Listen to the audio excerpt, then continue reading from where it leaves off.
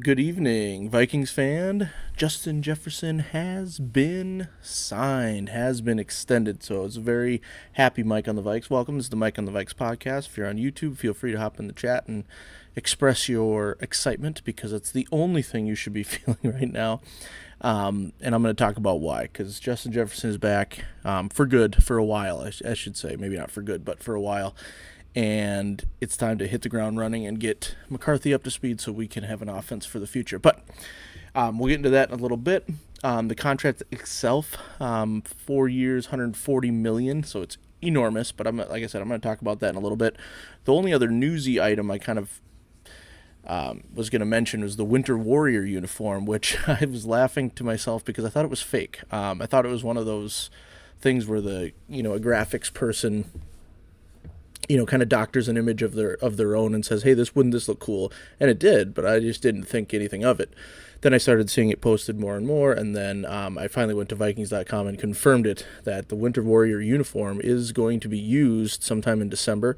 And according to Lindsey Young, one of the writers on Vikings.com, it's going to be the first time that the Vikings as a franchise have ever rolled out a uniform with a white helmet.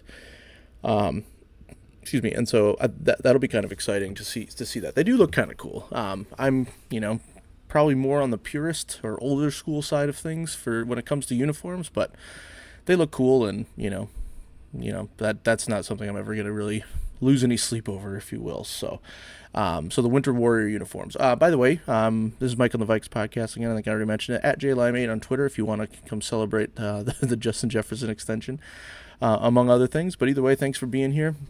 And he is going to be the focus of this podcast because, anytime a major contract happens like this, especially in this town, in this state, it's going to be met with some scrutiny regardless of the player. I think back to the Joe Mauer contract a long time ago, and people to this day still say it was an overpay that the Twins never should have done because, we all know how Mauer kind of tapered off at the end of his career. But it's one of those things where at the time, with the market value, you have to pay what you have to pay, right? And a player of Justin Jefferson's caliber, just at the time when I said the player of Joe Mauer's caliber, sometimes it's necessary. You got to overpay if you want your guy. And even though Mauer kind of tapered off, I was always happy that Mauer played his full career as a Twin. And while I can't guarantee that Jefferson will play his full career as a Viking, he's going into year number 5 now, and we have him for at least another 4 or 5 years already. And that's assuming we don't, and that's of course if we don't extend him, which I do think is quite likely after a few years. But anyway, it's JJ to JJ time, perhaps. Let's go. I know that early reports suggest that Sam Darnold's still getting a lot of the a lot of the reps with the first team, and that doesn't surprise me at all. And even Nick Mullins is kind of the unofficial backup, I would say. But it's still super early. We don't know where it's going to be, and I don't think we should be alarmed if McCarthy doesn't start the season. But regardless, when he does get to play, he will be playing with Justin Jefferson. So let's get into that contract. Like I said, 4 years, $140 million, 110 of that is guaranteed. And obviously it's a crazy high deal. It makes him the highest non-quarterback contract in the league. But again, he's the best receiver in the league, so I'm not going to feel bad about that. And I still think it was important. Also, if you go over to SpotTrack.com, they do a really good job of breaking down players' contracts. And so actually we saved a lot of money this year. We saved something just north of $11 million to the salary cap this year. And then as the years go on, his cap hit gets more intense. I'm looking at it right now. By year 3 in 2026, it'll be nearly $40 million of cap hit, and then over $40 million after the 2027 season when he's 28 years old. The thing is, though, they have a potential out there. After that year 4, if he were to play into that 5th year of the contract, we're going to owe nearly $50 million. That's probably not happening. By that time, he will have either been extended it would be my assumption, or we have an out after that fourth year. If knock on wood, it turns into something not anything that again, I wouldn't predict this to happen, but if things go awry, if things fall off, we can get out of it after year 4 with only an $8 million dead cap hit. And And so it looks crazy expensive, and it is, and good for JJ to get paid. He can do whatever he wants now with money. But I don't think it's going to really handcuff the Vikings that much either, because after that third year, which you still have, assuming JJ McCarthy becomes your franchise quarterback, you have him on a rookie deal. You don't have to extend him for a few years at the earliest. And if things are going well, I think it's an easy sell to Jefferson. We've got most of that already guaranteed, right? So it's an easy sell to Jefferson, I think, to extend further, push some money down the road like we've done in the past. And I believe, I don't know if it's rumored or if it's official, but the salary cap is going to go up again in 2026, basically, I think is what it is. So we knew Justin Jefferson was going to set the market for receiver. We knew we were going to have to make him the highest paid player, and I'm just very happy that we did, and we didn't let it linger into training camp and make it a big dramatic issue. I'm glad there wasn't, I know that people tried to create some drama that we didn't get it done earlier, but my guess is they were just working on guaranteed funds. Maybe there was some truth about the discussions about who's going to be my quarterback, if you're from JJ's perspective, right? And what's the team plan? But we have a good coach, we have an up and coming defense that keeps getting better, we have weapons on offense. Like this is a desirable spot for a young quarterback. So if McCarthy becomes something close to what Kirk was, I mean, we're not going to miss a beat on offense. Whether that's this year, I don't know. I don't know if we're strong contenders for this year, obviously. In my eyes, we always are, but we know that from a realistic standpoint, probably not. But sorry, I'm rambling a little bit, but I'm just trying to rationalize the money, because I know there's going to be people that instantly say you can't put so much money into one player. But I don't think this is the type of handcuff, I don't think it's going to create the type of limitations that Kirk's contract did when we kept putting him out into the void years. And, we had to pay out those void years this offseason, $28 million. So to save that 11 this year by extending Justin Jefferson, like it just seems like it all is making sense. And I'm just really happy he's back. So if you are someone who's happy, the next few things I'm going to say, you're going to just agree with me. And if you're someone who's still saying, I don't care about that, you don't pay a receiver that much money, you got to move on, you got to whatever, trade him, I think I have some things that I can convince you, because first and foremost, he's the perfect blend of youth and proven ability, and I don't think this happens as often as we want to think it does.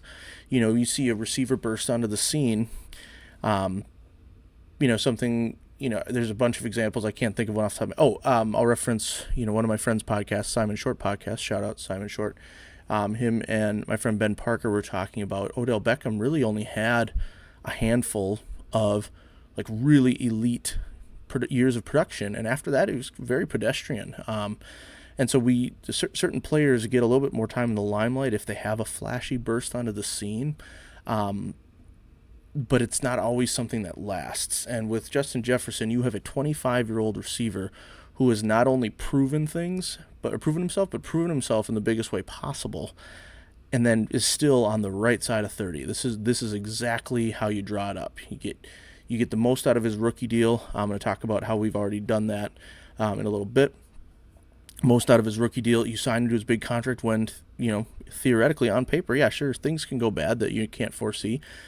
But you have a 25-year-old guy entering his prime, and whose floor is already elite, like the best in the league. It just doesn't get any better than that. So the perfect blend of youth and proven ability. And so he's not just any receiver. So I don't want people to think that, okay, well, it's too expensive. At some point, you have to pay for the best. And sure, you can miss, or you could, but we could also move on from JJ and then not replenish that position at all. And a couple of examples I kind of thought of to put this in, I don't know if they're not the exact same precedents, I would say, that were set, but I think applicable in this situation. Ask the Philadelphia Eagles, right? They trade for A.J. Brown a few years ago, and the Titans were but they were moving on from A.J. Brown, who had a little bit of an injury history, but was ascending into the prime of being an alpha receiver, a wide receiver one who was like really, really good. But the Titans knew the payday was coming, right? They trade him to the Eagles. They take a chance on the unproven rookie prospect, Treylon Burks. And who's happier now, right? The Titans or the Eagles, right? The Eagles who continue to make smart moves in the offseason, just extended A.J. Brown and his wide receiver too in Devontae Smith. Why? Because he's been producing. He's been great for Philadelphia, and they're not even necessarily a high-flying, air raid attack or anything. But A.J. Brown's been great for the Eagles. He's been on the field. He hasn't missed a lot of time, and so I think the Eagles would tell you, yeah, you go get those top-level receivers. The Titans, on the other hand, Treylon Burks has amounted to next to nothing. We're not sure if he's even going to be on the team this year, and I don't know any of the ins and outs of that, but that was who they traded A.J. Brown for. They got that high pick, plus probably some other things, and that part's not playing out. And then they had to overpay this offseason for Calvin Ridley. Now, I'm a huge Calvin Ridley guy, but he got a pretty high-end deal for someone who's pretty unproven and who's going to be 30 soon. And so it didn't work out for the Titans. Another example would be Tyreek Hill being traded to Miami. Miami paid an arm and a leg to get Tyreek Hill into Miami, and then also on top of that have extended him. And I don't think anyone's making fun of the Dolphins for what they did. You could maybe argue that they put a little bit too much into the Tyreek Hill basket, but he's been insane. He's been great. He's been one of the best receivers in the league, if not the best. Well, of course, not the best because Jefferson is, but you know what I'm saying. And so there are recent examples of sticking with your guns and going and making sure you maintain that high level talent. And the last thing I'll say about this kind of idea is that how often in Minnesota have we seen our sports teams give up the up and coming guy before we're having to pay them, and then they go to a big market and they start dominating. And so I think what was the worst possible thing to happen was to see Jefferson go to a bigger market team and just dominate for the next 10 years like I think he can, while we sit and watch and say, why didn't we pay him? Like, what was the game plan? So, again, all of this is just say I'm super pumped that Jefferson has been extended. He's back on the Vikings for the foreseeable future. And, barring catastrophic injury or other unforeseen circumstances, especially with Jordan Addison still on a rookie deal for a few years, we have a receiving core especially when Hockenson gets back. It's just exciting to think about. If we can just get the quarterback play, at a bare minimum of average, our offense should be pretty exciting because it's well coached and all that good stuff. So, and then if those opinionated ramblings don't get you convinced, I also, of course, came prepared with some statistics. Now, for these, I'm going to put them on the screen so you can see them. You see that fancy flash on the screen there? I wonder if I should change this, change my whole podcast from Mike on the Vikes to low budget Mike on the Vikes. If you're watching on YouTube especially, you can see the low budget operation as it is. But regardless, I tried to look up stats that we didn't all know, right? We all know about the fastest certain receiving milestones. We all know about the most for certain rookies before Jamar Chase came in the league and all these things. But I wanted to try to find the eye-popping stats for Jefferson because I knew they were there, to just further prove why this is the guy that gets this type of contract. And the first one I have is that he's the best in NFL history for the moment of how many yards per game, 98.3. And obviously 4 years, smaller sample size, so I'm not going to say that he's definitely going to do that forever. But after 4 years, that is a pretty consistent sample size. He's played an extra game for a couple of those seasons as well because of the recent switch to 17 games. And to put a little bit more perspective on it, that's over 12 yards more than Megatron, who's in second. I can't remember. I think his was like 85 point something or 86. Maybe it's right around 12 fewer yards per game. And Calvin Johnson's a Hall of Fame receiver who probably wouldn't have retired as early if he didn't end up in Detroit. We've seen that happen before. But regardless, Jefferson's the best all time, 98.3 yards per game. And the reason yards per game is a good stat for me is, yes, I know it can be skewed if you have a bunch of really monstrous games, but his game logs are pretty consistent. Yes, he has some bigger outbursts, and yes, he has a dud or two here and there like every receiver, but the consistency has been there. And speaking of consistency, that's stat number 2. If I've added up out of his 4 seasons, there was 67 total games. He's played in 60 of them. Last season was the first time he really missed extended time. He missed 7 games. But outside of that, he had been a picture of available, right? So availability is what was it? What's the stat? What's the phrase? Reliability is the best ability or something.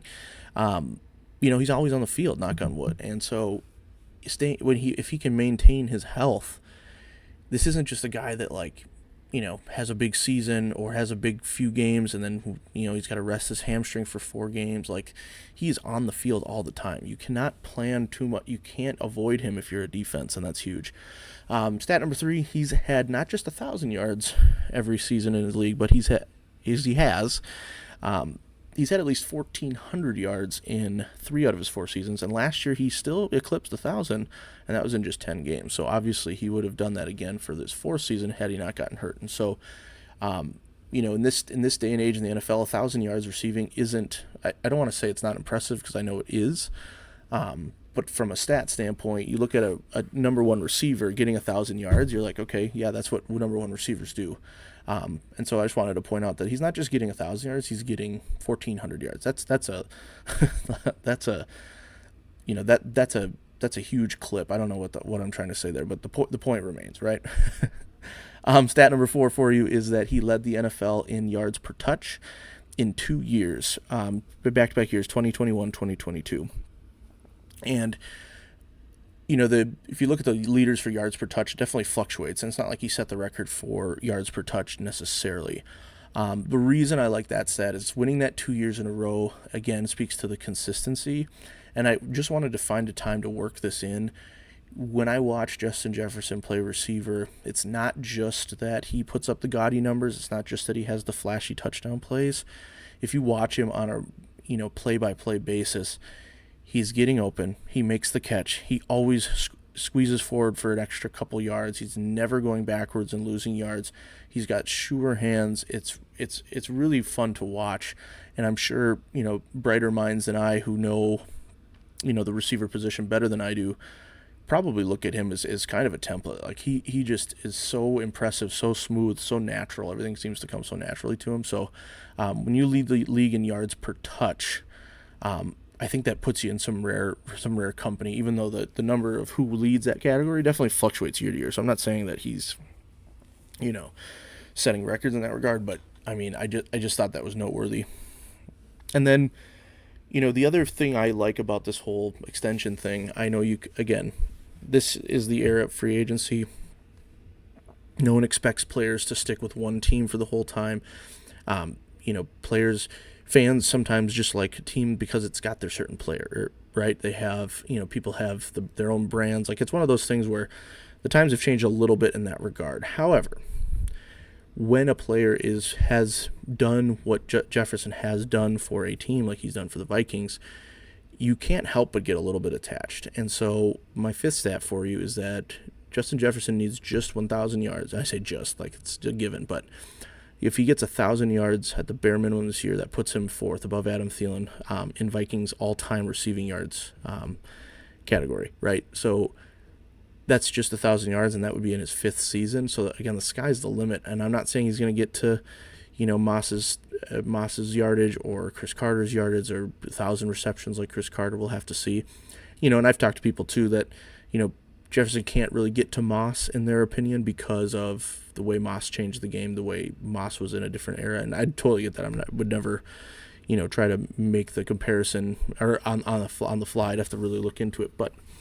Point being, to be in the top 5 all time after your 5th season, I mean, he's just on such a career arc, such an impressive career arc, that to get him here for another 4 or 5 years means that when he leaves, he's indefinitely or undoubtedly going to be retiring a Viking, right? And so, even if at the end of his contract, if things happen a certain way and he takes more money to go play for a different team, like, again, it'll be fine.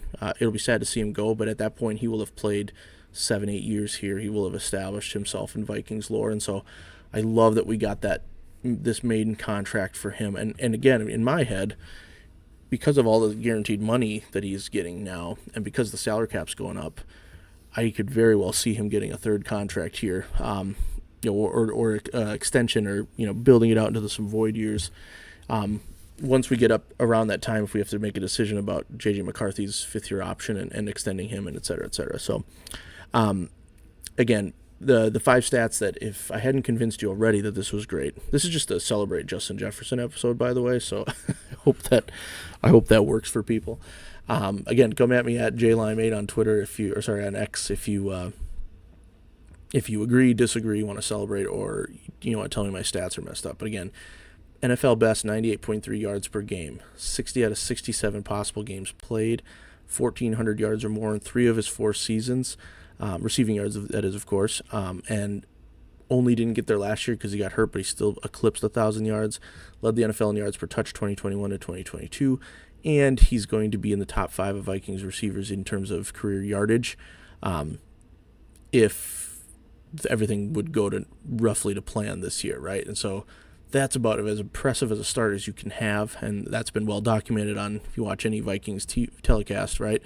That sort of thing's been well documented. But I hope those stats helped continue the eye-popping nature of Jefferson's early career. And it's funny, I keep focusing on yards because there are some people that might be saying, or maybe it seems weird that he's not in the end zone as much, right? His touchdown numbers aren't exactly, eye-popping, but I don't care about that. Sometimes I think that's a product of him being on the field, letting other guys get a touchdown or making it so they can catch touchdown passes. And we'll have to see what it's like with a different quarterback because we've only seen him with Kirk, really, and some backups. So I'm not really worried about the touchdown numbers. What I see out of him is a consistent player. We know he comes out in the clutch, right? Look no further than the Buffalo catch or some of the other catches. I think it was a couple of years ago against the Chargers where he had a monster game and some huge third down conversions late in the game. Like, again, he's not just a stat patter either. He's not just a garbage time, yak guy or someone who gets a 80-yard touchdown every other game. He is so stupidly consistent that it's just amazing. And so, I mentioned that in this age, players don't always stay with one team. But I'm super glad he's here. And, you think of the personal level, the fan level, like my kids love Justin Jefferson, right? They talk about him all the time. And so being able to say that he signed, that was a kind of a thing we celebrated in our house, right? I was like, hey, did you hear the news? We got JJ. We signed him, and we don't understand all the money as much as everyone else does, but, it's like, whatever. I'm happy they didn't let it linger. I'm happy we get our guy. And again, morale is at an all-time high for me right now because we have no offense to Kirk, but we were kind of locked in, didn't know what we were going to do, and we just kind of cut ties, which I think made the most sense this offseason. We got one of the prospects that we think could be something in terms of J.J. McCarthy, and so, let's roll out there and surprise some people. I like that we might be a little bit more under the radar as a contender anyway, because I think obviously Detroit would be considered the class of the North right now. If Caleb Williams is half of what people are predicting he's going to be, the Bears are going to be real tough out.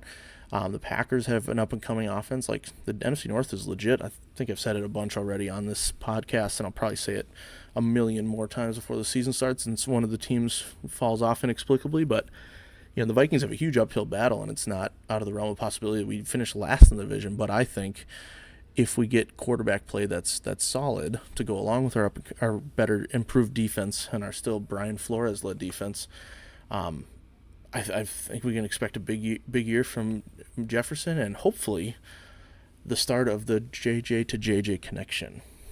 JJ McCarthy to Justin Jefferson, I'm hoping is our next 5 years, and they're great, and they're playoff years, and they're contending years, and who knows, maybe there's a Super Bowl on the horizon. This is, by the way, if you listening to this for the first time or just tuning in for the first time, this is probably where you're going to say, what in the world is this guy talking about? This is why I do a podcast that's just about my team, because I can talk with my own level of fan delusion that is pretty unmatched. So just give you a little insight there. You don't have to be as excited as me, but I hope that Skull Nation is looking on this deal fondly as I am and saying, you know what? Regardless of what the funds look like, he's back, right? He's back. He's extended. We're not going to have any drama, and life is good. So that's my reaction to the Justin Jefferson deal. I was trying to be efficient and get out a MikeOnTheVikes.com post about the extension before the podcast, because I know this isn't breaking news. I would never claim to be breaking any news, but in case you hadn't thought about it for a few days, or in case you're still reveling in the success of signing Jefferson, I figure this is a good time to give some love to JJ and welcome him back. Not that he was gone, but you know what I'm saying. Like, welcome in with his well-deserved contract, and so hopefully things pan out as I think they can. So anyway, pretty short episode for this Friday night. Happy summer for anyone who is remotely near a school schedule. It's time for some relaxation, hopefully some vacations for people. Hope everyone's doing well. You can find me on X at JLime8, as you can see on the screen there, MikeandTheVikes.com, Mike and the Vikes on Facebook, blah, blah, blah, blah, blah, boring stuff. Thanks to anyone that gives this a listen, and tell your friends. And if I don't talk to you for a little while, I don't know why I'm ending it